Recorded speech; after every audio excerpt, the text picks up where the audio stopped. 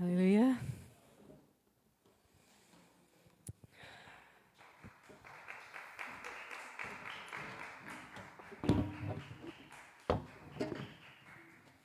Hallelujah. Hallelujah.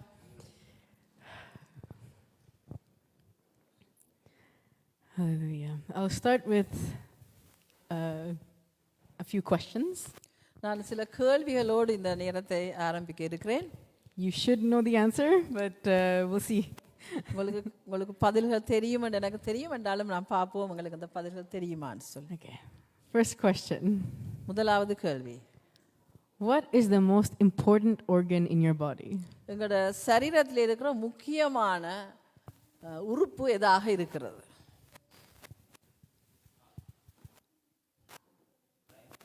Brain, heart, any other answers?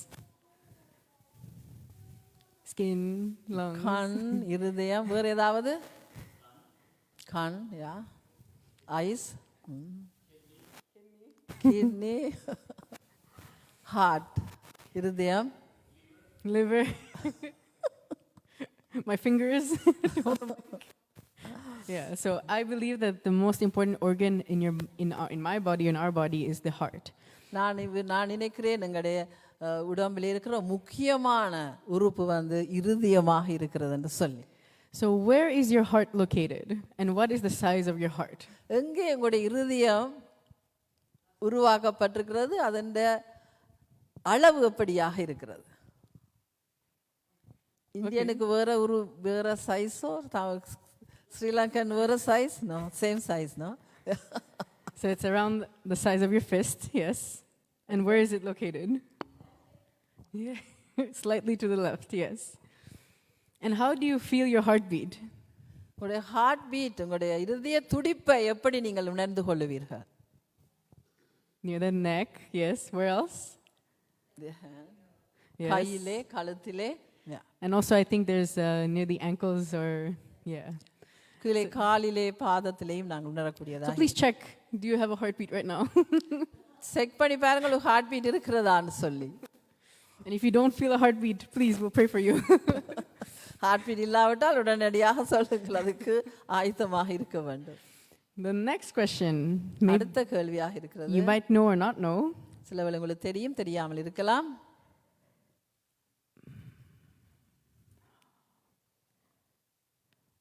Which animal has the most similar heart to us? எந்த மிருகத்துக்கு எங்களை போல இருதயம் இருக்கிறது? Pig. Yes. Pig. So the pig, I know some might think the monkey because we look like monkeys, but சில வேளை நீங்க யோசிக்கலாம் குரங்குக்கு தான் இருக்கிறேன்னு சொல்லி, ஆனால் பண்டிக்கு தான் அந்த இருதயம் இருக்கிறது. So final question. கடைசியான கேள்வி. Which heart is human and which heart is the pig's heart? மனுஷருக்கு என்ன இருதயம் இருக்கிறது, பண்டிக்கு என்ன இருதயம் இருக்கிறது? Which one is which? எது மனுஷனுடைய இருதயம், எது பண்டியினுடைய இருதயம்? This is left and this is right. Left hand side. Right. இடது வலது. எது மனுஷனுடையது, எது பண்டியினுடையது? In the white background is human and the black background is பண்டி. correct. வெள்ளையில இருக்கிறது வந்து மனுஷனுடையது, மற்றது வந்து பண்டியினுடைய இருதயமாக இருக்கிறது. Even though you never saw your heart, you can recognize what your heart is. நீங்கள் உங்களுடைய இருதயத்தை காணாவிட்டாலும் இதிலே நீங்கள் பாருங்கள் மனிதருடைய இருதயம் எப்படிப்பட்டதாக இருக்கிறது என்று சொல்லி. So let us turn our Bibles to Ezekiel chapter 11. எசேக்கியேல் 11வது அதிகாரம் 18 இருந்து 21வது வசனத்தை நாங்கள் பார்ப்போம். I have it in all the languages here if you want to read it out loud. எல்லா இதில் இருக்கிறது, நீங்கள் வாசிக்க விரும்பினால் வாசிக்கலாம்.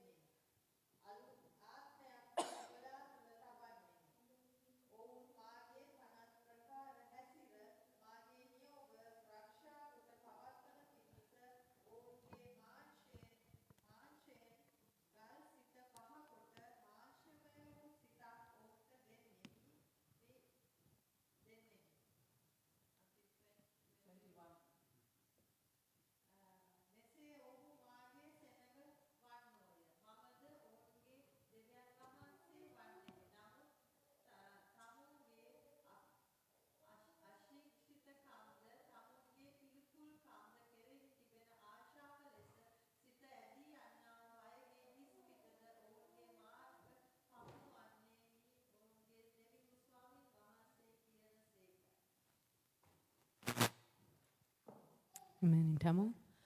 அவர்கள் அங்கே வந்து அதில் சியன்றல் இகழப்பட்டதும் அருவருக்கப்பட்டதுமாய் இருக்கிறது எல்லாம் அதிலிருந்து அகற்றுவார்கள். அவர்களின் கட்டளைகளின்படி நடந்து என் நியாயங்களை கைக்கொண்டு அவைகளின்படி செய்ய நான் அவர்களுக்கு ஏக இருதயத்தை தந்து அவர்கள் உள்ளத்தில் புதிய ஆவியை கொடுத்து கல்லான இருதயத்தை அவர்கள் மாம்சத்திலிருந்து எடுத்து போட்டு சதையான் இருதயத்தை அவர்களுக்கு அருளுவேன். அவர்கள் என் ஜனமாயிருப்பார்கள், நான் அவர் தேவனாயிருப்பேன். ஆனாலும் இழக்கப்படத்தக்கதும் அருவருக்கப்படத்தக்கதுமான தங்கள் இருதயத்தின் இச்சையிலே இவர்கள் நடக்கிறார்களோ அவர்களுடைய வழியின் பலனை அவர்கள் தலைகளின் மேல் சுமரப் பண்ணுவேன் என்று கர்த்தராகிய ஆண்டவர் சொல்லுகிறார். And finally in English, Ezekiel chapter 11 verse 18 to 21. So a little bit of context before we read the verse. It is about the prophet Ezekiel. He's prophesying to the Jewish people who are exiled from Israel. So right now they do not live in Israel in that time, or when this book is mentioned. எசேக்கியேல் என்ற தீர்க்கதரிசி Israel மக்கள் அந்த இடத்துல இல்லை, ஆனால் அந்த Israel மக்களுக்கு அவர் தீர்க்கதரிசி சொல்லுகிறார். So right now Jerusalem is strong and standing strong. Jerusalem நல்ல ஸ்ட்ராங்காக இருக்கிறது அந்த இடத்துல. But he's prophesying about how everything will be destroyed. ஆனால் எசேக்கியேல் தீர்க்கதரிசி சொல்றார் எப்படியாக அது தகர்க்கப்பட போகிறது என்று சொல்லி. And so let us read Ezekiel chapter 11 verse 18 to 21. And they will go there and they will take away all its detestable things and all its abominations from there. Then I will give them one heart and I will put a new spirit within them and take the stony heart out of their flesh and give them a heart of flesh, that they may walk in my statutes and keep my judgments and do them. And they shall be my people, and I will be their God. But as for those whose hearts follow the desire for detestable things and their abominations, I will recompense their deeds on their own heads, says the Lord God. So this is speaking about the leaders that are plotting against Jerusalem. இது வந்து எருசலேம் இருக்கிற அந்த அதுக்கு தலைமையாக இருக்கிற அந்த லீடர்ஸுக்காக கொடுக்கப்பட்ட வார்த்தை. But I want to make this the main verse of my preaching. நான் என்னது பிரசங்கத்திலே இது முக்கியமான ஒரு பிரசங்க வசனமாக நான் இதை எடுக்கிறேன். Because the topic is heartbeat. Why is my heart beating? எனது தலையங்கம் என்னவாக இருக்கிறது, எங்களுடைய இருதய துடிப்பு எப்படியாக இருக்கிறது என்றுதான் இந்த தலையங்கம். And so if you see here, there's so many different aspects of our heart. நாங்கள் இதில் இந்த படத்திலே பார்ப்போம்னு சொன்னால் எங்களுடைய இருதயத்திலே வித்தியாசமான துடிப்புகள் இருக்கிறதை நாங்கள் காணக்கூடியதாக இருக்கிறது. So the heart pumps the blood throughout our body. எங்களுடைய இருதயத்திலே ரத்தத்தை எங்களுக்கு ஹார்ட் தான் பம்ப் பண்ணி கொடுக்கிறது. Blood brings oxygen and nutrients to our cells. எங்களுக்கு அந்த ரத்தத்துக்கு கூட எங்களுக்கு ஆக்சிஜன் கிடைக்கிறது, எங்களுக்கு சத்து நல்ல சத்துவம் உள்ளதாக இருக்கக்கூடியதாக இருக்கிறது. But it also takes away the carbon dioxide and the other waste so that the other organs can dispose of them. அதே போல கார்பன் டை ஆக்சைடை எங்களுடைய இருதயத்திலிருந்து அகற்றி தேவையில்லாத எங்கள் இருதயத்தில் இருக்கிற தேவையில்லாத கழிவுகளையும் அது அகற்றுகிறது. Your heart is like a building. எங்களுடைய இருதயம் வந்து ஒரு கட்டிடம் போல இருக்கிறது. So the veins and the arteries are like pipes. அதில் கட்டடத்தில் இருக்கிறது போல அதில் பைப்புகள் அந்த வெயின்கள் எல்லாம் அதில் இருக்கிறது. Your heartbeat or the electricity that makes your heart pump is like the electricity in a building. Electricity வந்து பில்டிங்குக்கு எப்படியாக அது எலக்ட்ரிசிட்டியை ஒரு கட்டடத்துக்கு கொடுக்குது, அதே போல் எங்களுடைய இருதயத்திலேயும் அந்த ரத்தத்தை அந்த ஹார்ட் வந்து பம்ப் பண்ணி கொடுக்கிறது. And there's rooms like 4 chambers that hold our blood before moving it. அதுக்குள்ளே 4 எங்களுக்கு அறைகள் இருக்கிறது போல அந்த இருதயத்திலேயும் அறைகள் இருக்கிறது. And did you know that what makes your heart beat? How do you feel your heart beat? உங்களுக்கு தெரியுமா எங்களுடைய இருதய துடிப்பை நாங்கள் எப்படி கண்டுகொள்கிறோம் என்று சொல்லி? Is it how can we feel this dum dum dum? How? எப்படியாக அந்த சத்தம் உங்களுக்கு கேட்கிறது? Shalini knows.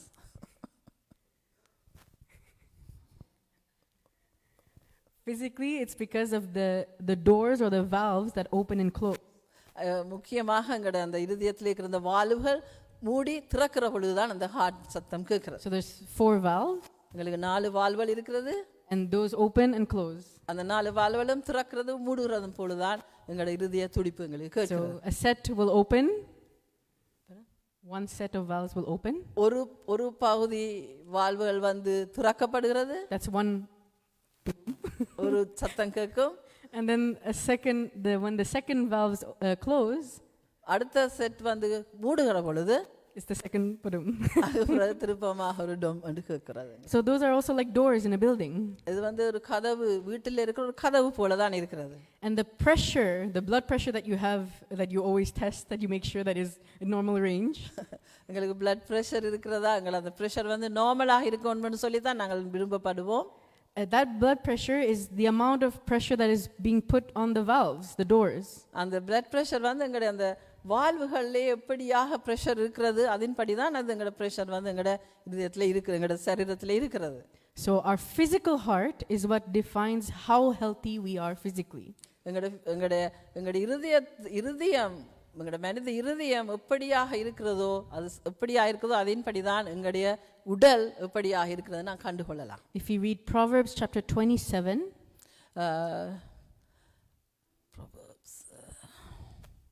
Proverbs chapter 27 verse 19.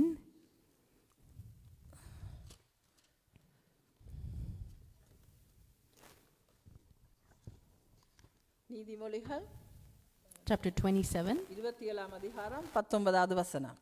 As in water the face reflects the face, so a man's heart reveals the man. Proverbs 27 verse 19. நீதிமொழிகள் 27 19வது வசனம். தண்ணீரில் முகத்துக்கு முகம் ஒத்திருக்குமா போல மனுஷரின் இருதயத்துக்கு இருதயம் ஒத்திருக்கும்.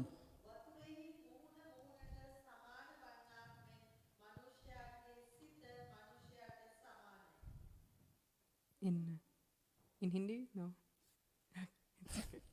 So I'll repeat in English. As in water, the face reflects the face, so a man's heart reveals the man.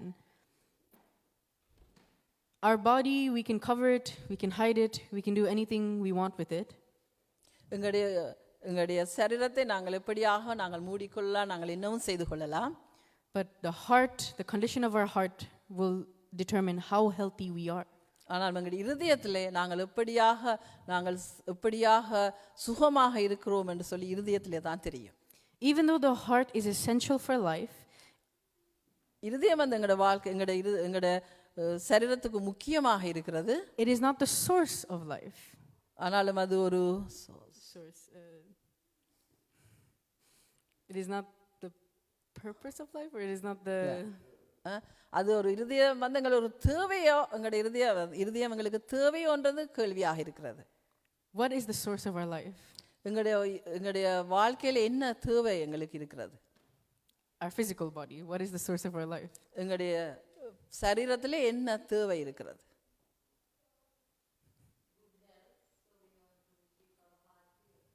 Yeah, that's the emotional aspect of it, but physically, like to be healthy or நாங்கள் சுகமா இருக்க வேண்டும் என்றால் என்ன எங்களுக்கு தேவை? How do we determine this healthiness? What do we need? நாங்கள் சுகமா இருக்க வேண்டும்னா என்ன வேணும்? நல்லா சாப்பிட வேணும், பிரியாணி சாப்பிட வேணும். Okay, exercise. But what is essential in our life? What is the source of it? என்ன எங்களோட வாழ்க்கைக்கு தேவையா இருக்கிறது நாங்கள் சுகமாக இருப்பதெண்டா? சுவாசம். It could be breath.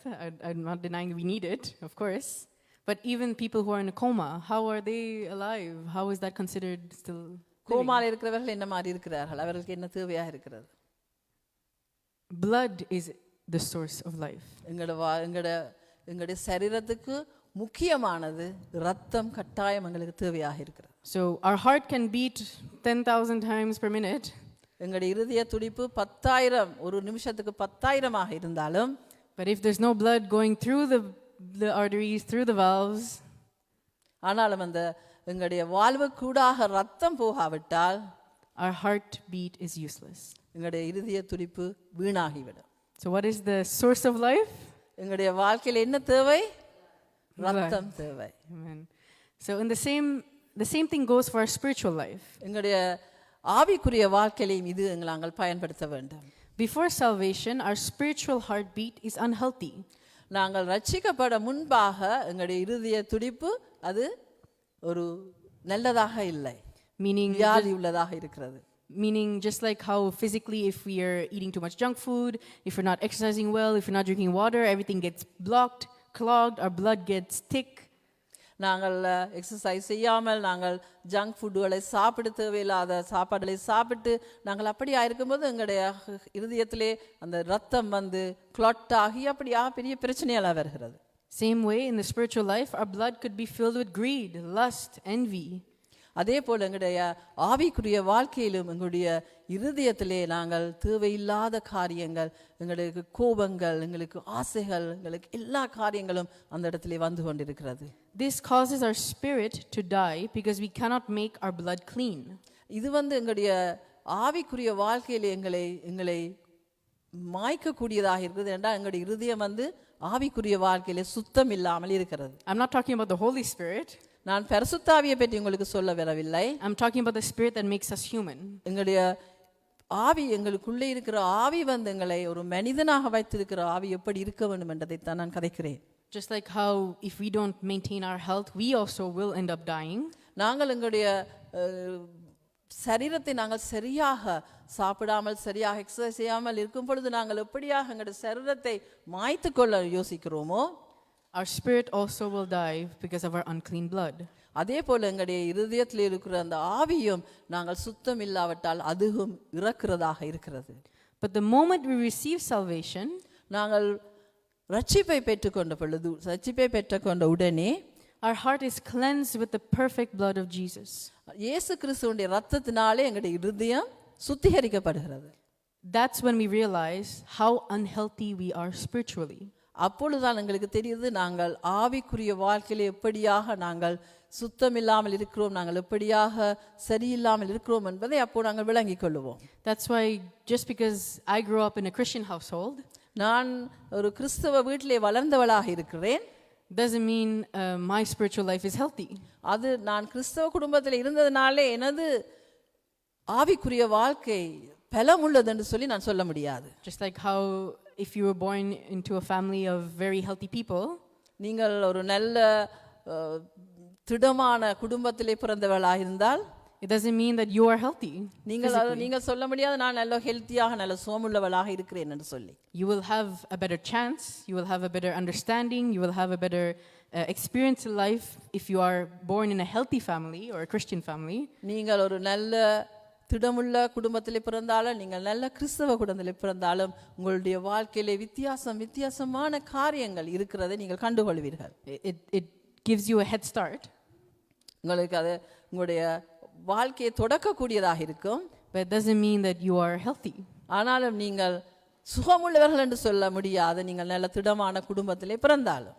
Now the Holy Spirit, now after salvation, நாங்கள் ரட்சிக்கப்பட்ட பிறகு பரிசுத்த ஆவியானவர் can be the source of life for our spirit. அவர் எங்களுடைய இருதயத்தின் ஆவியிலே அவர் எங்களுக்கு ஒரு வெளிச்சமாக இருக்கிறார், தேவையாக இருக்கிறார்.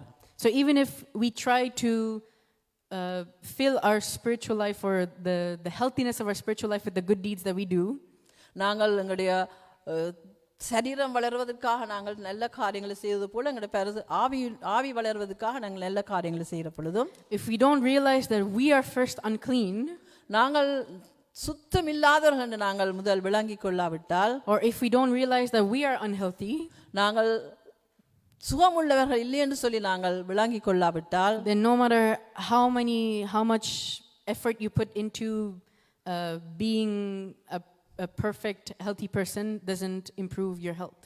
நாங்கள் என்னதான் நல்ல காரியங்களை எங்களுடைய சரீரத்துக்காக செய்தாலும் அது ஒரு நாளுமே சரி வராது, இம்ப்ரூவ் பண்ணாது. Because you're blindsided. நீங்கள் ஒரு கண் தெரியாதவர்களாக நாங்கள் இருக்கிறோம். You're not aware of what's happening inside your own heart. உங்களுடைய இருதயத்துக்குள்ளே என்ன நடக்கிறது என்று உங்களுக்கு தெரியாதவர்களாக நாங்கள் இருக்கிறோம். So let us go to Psalm chapter 37, சங்கீதம் 37 verse 4. 4வது வசனம். Psalms chapter 37 verse 4. சங்கீதம் 37:4. கர்த்தரிடத்தில் மனமகிழ்ச்சியாயிரு, அவர் உன் இருதயத்தின் வேண்டுதல்களை உனக்கு அருளி செய்வார்.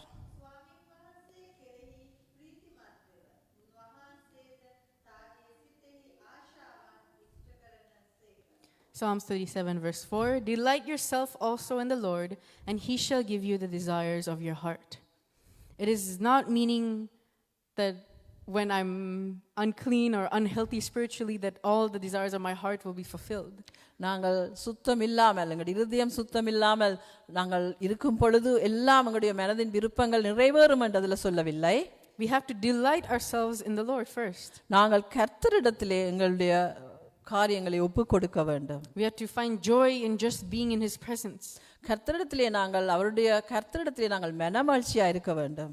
And that only happens when we examine our hearts, cleanse our hearts, repent from everything that we've done wrong. நாங்கள் கர்த்தரிலே மனமகிழ்ச்சியா இருந்து எங்களுடைய வேண்டுதல்களை அவரிடத்திலே கொடுக்கிற பொழுது எங்களுடைய இருதயத்தை அவர் சுத்தப்படுத்துவராக இருக்கிறார். We have the privilege of being cleansed, of being in his presence, of being redeemed, of being loved, of being complete. நாங்கள் கர்த்தருடைய சமூகத்திலே வந்து நாங்கள் அவருக்குள்ளாக நாங்கள் எங்களை ஒப்புக் கொடுத்து நாங்கள் எங்களுடைய இருதயங்களை நாங்கள் சுத்திகரிக்கலாக இருக்கலாம். But we have to understand what is already going on in our own hearts. ஆனாலும் நாங்கள் எங்களுடைய இருதயத்தின் உள்ளத்திலே ஆழத்திலே என்ன நடக்கிறது நாங்கள் அறிந்து கொள்ள வேண்டும். So let us go back to Ezekiel chapter 11 verse 18 to 21. திருப்பமாக நாங்கள் எசேக்கியேல் 11வது அதிகாரம் 18 லிருந்து 21வது வசனத்துக்கு போவோம். I'll read it in English and follow along with me. நான் ஆங்கிலத்திலே வாசிக்கிறேன், நீங்கள் அதை பார்த்துக் கொள்ளுங்கள் உங்களுடைய மொழிகளிலே. And they will go there and they will take away all its detestable things and all its abominations from there. Meaning, we're taking away everything that does not belong in our hearts. Then I will give them one heart. Only when we cleanse everything, only when we remove everything that does not belong, is when he gives us one heart. And I will put a new spirit within them. The Holy Spirit is our privilege and honor to have him with us. And take the stony heart out of their flesh and give them a heart of flesh. Meaning, it is no longer, our spiritual heart is no longer stone, or it's no longer beating with no purpose, with no blood. It is now beating fully with the Spirit, with the love of Christ, that they may walk in my statutes and keep my judgments and do them. It is nearly impossible to keep his statutes, keep his commandments, just because we want to. It is something that has to change in our own hearts before we're able to follow these things. And they shall be my people, and I will be their God. Only when we cleanse our hearts, only when we examine our heart, only when we know what is happening in our heart, are we able to surrender it to God properly so that he can be able to pump a healthy heartbeat into our spiritual heart. And that is when he calls us his people. That is when we can call him our God. நாங்கள் எசேக்கியேல் 11:18 21 பார்க்கிற பொழுது அவர்கள் அங்கே வந்து அதில் சீயென்றெழுக்கப்பட்டதும் அருவருக்கப்பட்டதுமாய் இருக்கிறது எல்லாம் அதிலிருந்து அகற்றுவார்கள். அவர்களின் கட்டளையின்படி நடந்து என் நியாயங்களை கைக்கொண்டு அவைகளின்படி செய்ய நான் அவர்களுக்கு ஏக இருதயத்தை தந்து அவர்கள் உள்ளத்தின் புதிய ஆவியை கொடுத்து கல்லான இருதயத்தை அவர்கள் மாம்சத்திலிருந்து எடுத்து போட்டு சதையான இருதயத்தை அவர்களுக்கு அருளுவேன். அவர்கள் என் ஜனமாயிருப்பார்கள், நான் அவர்கள் தேவனாயிருப்பேன். ஆனாலும் இழக்கப்படத்தக்கதும் அருவருக்கப்படத்தக்கதுமான தங்கள் இருதயத்தின் இச்சையிலே எவர்கள் நடக்கிறார்களோ அவர்களுடைய வழியின் பலனை அவர்கள் தலைகள் மேல் சுமரப் பண்ணுவேன் என்று கர்த்தராகிய ஆண்டவர் சொல்லுகிறார். Amen. So now we know our heart is essential for life. நாங்கள் இந்த நேரத்திலே அறிந்து கொள்வோம், அந்த இருதயம் தான் எங்களுடைய வாழ்க்கையிலே நடுவராக இருக்கிறார். And we know that blood is the source of life. எங்களுக்கு ரத்தம் தான் எங்களுடைய வாழ்க்கையிலே தேவையா முக்கியமாக இருக்கிறது. But why is my heart beating? ஏன் இந்த இருதயம் துடிக்கிறது? Is it just beating for the sake of breathing, going to work, going to school? நாங்கள் வேலைக்கு போகிறோம், வேலை செய்கிறோம், பள்ளிக்கூடத்துக்கு போகிறோம், அதனாலே அந்த இருதயம் துடிக்கிறதா? Or is there now a purpose, a desire to live in a fully known, understanding state that God has brought us in? நாங்கள் கர்த்தர் எங்களை இந்த இடத்திலே ஏன் கொண்டு வந்தார், என்னத்துக்காக கொண்டு வந்தார், என்ன காரியத்தை நாங்கள் செய்ய அவர் கொண்டு வந்திருக்கிறார் என்று சொல்லி அந்த இருதயம் துடிக்கிறதா? So don't forget to keep your physical heart healthy. நீங்கள் மறக்க வேண்டாம், உங்களுடைய பிசிக்கலாக எங்களுடைய சரீரத்தை நாங்கள் நல்லாக வைத்திருக்க வேண்டும். But please keep your spiritual heart as healthy as well. அதே போல எங்களுடைய ஆவிக்குரிய இருதயத்தையும் நாங்கள் சரியான முறையிலே நாங்கள் வைத்திருக்க வேண்டும். Shall we all stand? Amen. நாங்கள் எல்லாரும் எழுந்து நின்று Amen. Let us just examine our hearts for a few minutes. நாங்கள் எங்களுடைய இருதயத்திலே சிறிது நேரம் யோசித்து பார்ப்போம். Meditate on what has been happening in my heart, or what has my heart endured for the past years, weeks, months, hours. நாங்கள் இருதயத்திலே யோசித்து பார்ப்போம். கடந்த சில மணி நேரமோ, கடந்த கிழமைகளோ, கடந்த வருஷங்கள்லையோ, கடந்த மாதங்கள்லையோ எங்கள் இருதயத்தில் என்னென்ன காரியங்கள் இருக்கிறது என்று சொல்லி. Sometimes we don't even remember what has happened in our life. ஆனால் சில வேளை எங்களுக்கு ஞாபகம் இல்லை எங்களோட வாழ்க்கையில் என்ன நடந்தது என்று சொல்லி. But our heart has endured it all. ஆனாலும் எங்களுடைய இருதயத்தில் எல்லாமே நிறைந்திருக்கிறது. Both physical and spiritual it has keep on pumping. ஆனாலும் எங்களுடைய ஆவிக்குரிய வாழ்க்கையோடைய மாம்சத்துக்குரிய வாழ்க்கையோ அந்த இருதயத்திலே அது பம்ப் பண்ணிக்கொண்டே இருக்கிறது. Our heart didn't fail us yet. எங்களுடைய ஹார்ட் அந்த இருதய துடிப்பே நிற்கவில்லை. So have we failed the one who created this heart for us? ஆனாலும் எங்களை உருவாக்கினவர், எங்களுடைய இருதயத்தை உருவாக்கினவருக்காக நாங்கள் அவரை நாங்கள் சிந்திக்கிறோமா? Amen. So that's yes, Lord Jesus. Hallelujah. சிறிது நேரம் நான் கண்களை மூடி சிந்திப்போம். Thank you, Lord. Thank you, Lord. Yes, Lord God, no matter what has happened, no matter what burdens we carry for our families, for ourselves, for our children, for our loved ones.